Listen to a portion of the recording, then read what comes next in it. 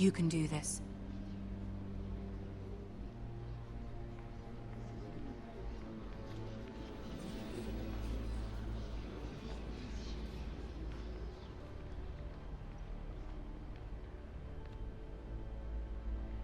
Ah, Lady Marjorie. Aren't you looking lovely this evening? Lord Tyrion. Your Grace? With your permission, allow me to introduce Lady Mira of House Forrester.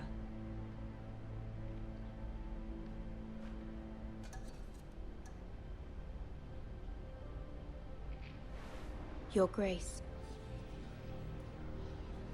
The girl knows her courtesies. Impressive. You may rise. House Forrester is a northern house loyal to the king. Are they? I beg your pardon, Your Grace. I wasn't talking to you. I want to hear from the girl. Is your family loyal to the king? Perhaps you should ask the new Lord Forrester. He's not here, is he? She is. House Forrester's loyalty to the crown never wavers, Your Grace. I see. And yet... For centuries, the Forresters have been loyal bannermen to House Stark. A house of traitors. They were the Wardens of the North. We all served at the pleasure of the king. Clever girl. Perhaps too clever for her own good. The girl did say their loyalty was unwavering.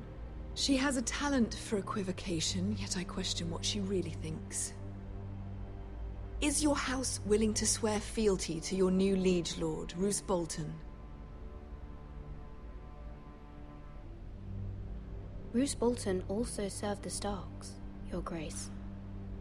And proved his loyalty to the crown by bringing their house to a swift and sudden end. Old allegiances are not easily abandoned. But now that the war is over, we must look to rebuild and forge new alliances. There are ships and shields to be built, and Joffrey will need a steady supply of ironwood for his armies.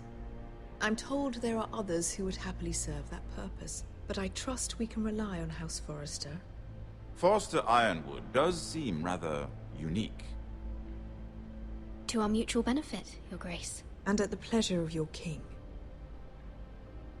It would be a shame to see it fall into the hands of another house. I imagine you'd do almost anything to prevent that from happening, wouldn't you? Ask any Lannister, and they'd do whatever was necessary to save Casterly Rock.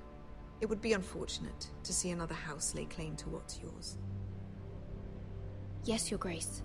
I would do anything. I see. What would you have the girl do, Cersei? It's not as if she fought beside the Starks, wielding a battle axe for the Northern Army. It raises an interesting question, I suppose. Can we truly blame those who end up on the wrong side of the war? Our dear Marjorie here was betrothed to Renly Baratheon on the false assumption that he would one day rule the Seven Kingdoms. Can we fault her for her mistake? Should she be held accountable?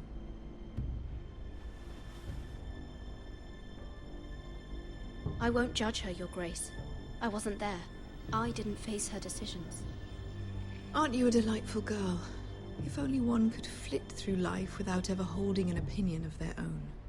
If there's a point to this, I hope you find it quickly. Loyalty can be such a hard thing to define. This city alone is filled with all sorts of ambitious opportunists looking to reinvent themselves, pretending to be something they're not. Who knows what lurks within their hearts? You are a girl from the north, here in service to Lady Marjorie. One can only assume her interests are yours. Yet loyalty to a king, that must be absolute, beyond question. And if your loyalties were to become conflicted between your king and the very person whom you serve, what would you do then? I'm sure she would... would... Let the girl answer the question. Go on. My loyalties would never conflict, Your Grace. That's a coward's answer. I will not have my time wasted by a northern girl who thinks she can play games. Who do you choose?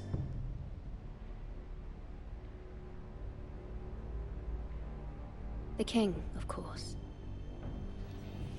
Well said. I was beginning to worry you didn't have your priorities straight.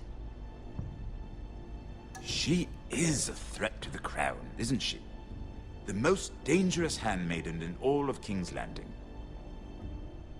I'm not quite sure what to make of her. Not surprising, I suppose, for a northern girl, but not very encouraging either. I'd like a word with you, if I may. Of course, Your Grace.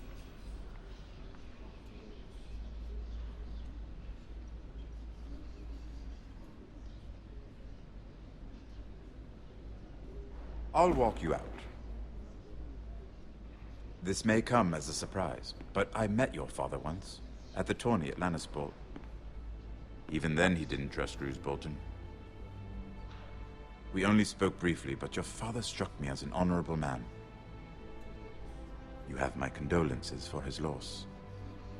These would be trying times for your family, even under the best of circumstances. These are trying times, my lord. My family fears what might happen now that the Boltons rule the North. They must still answer to the crown. You shouldn't forget that, nor should they. That certainly took courage. To so publicly declare your loyalty to Joffrey for all to hear. Poor Lady Margaery was humiliated, although Cersei seemed quite pleased. It was quite the first impression. I, of course, found it all highly entertaining. I was trying to appease her. I think that was clear to everyone. My sister and I have our differences. She takes great pleasure in her little charades. I take mine in thwarting them. We must find our amusements where we can. She threatened to give your ironwood to another house. It is the Master of Coin who decides such matters. The crown needs boats. Boats need wood, and I speak for the crown in this regard. Not her. You can help my family. I suppose the crown could be persuaded to secure ironwood from House Forrester. Lady Margaery might not look favorably on such an alliance, and it would infuriate Cersei. Although what would be amusing for me might prove rather dangerous for you and your house. Are you willing to risk that? It may be far too dangerous. In fact, forget I even suggested such a thing. It's a risk I'm willing to take, Lord Tyrion. Please. You are a brave girl, aren't you? I'll consider it. Now, if you'll excuse me, I promised Sansa I would join her for dinner tonight. 3 beautiful bottles of Dornish wine await my arrival. The mere thought of them makes me thirsty already. I hope we meet again. Nothing would make Cersei happier. Until then, be careful. This is not the North. King's Landing can be a nest of vipers to the uninitiated.